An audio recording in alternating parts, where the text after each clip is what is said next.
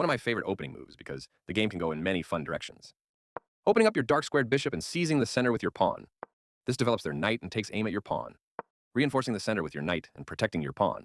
Grandmasters like Anish Giri, Wesley So, and Maxime Vachier-Lagrave play the Italian game at the highest level. Your best move was to develop a bishop and attack the center. This move left their knight hanging. You won a knight for free. Their best option was to castle kingside. You are now able to kick a queen. Your king will not be able to castle this game. They had an opportunity to punish your inaccurate play, but didn't catch it. You get a chance to kick a queen. Your better option was to kick a queen. Their best option was to move a queen to safety. Your better option was to offer an equal trade of pieces. Their best option was to force an isolated pawn. You permitted the opponent to eventually win a knight. Your opponent's move wins your knight. This was the only move.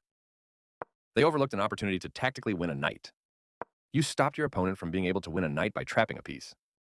Their move is losing material. You won material by capturing a bishop. They made one of the top moves in this position. That rook was yours for the taking.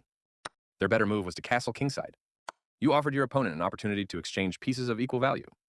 This move captures the queen that was attacking their king. You recaptured. They've moved their knight closer to the center to boost its activity. You step your king away from the checking knight. They recaptured from a previous trade, finishing the exchange. You attack a knight, winning a tempo when it moves away. They've made a mistake and their pawn is now lost. Nice, you found a way to win a pawn. They move the knight to safety. That pawn was yours for the taking. Your opponent activates their last piece, bringing all of their forces into play. You had a better option, but this is not bad. This move puts their knight on a safer square. You further develop your pieces by moving the rook. Their rook is now active on an open file. You escape the check from the rook. I like their choice. This move opens the path for your bishop to enter the game. They move the knight to safety. You escape the check from the knight. They played one of the best moves here. Connected rooks can be very useful. This move puts their knight on a safer square. This moves your rook to a safer square. They exchange pieces of equal value. Nice, definitely the right move. They created Luft, ensuring their king has a safe square if needed. You trade off equal material. That's playable. You captured a free pawn. Decent move, but they had a better one. You won a pawn for free. That's not a mistake, but they did not find the best move here. Taking that pawn will win material for you after the follow-up trades. They didn't find the right idea.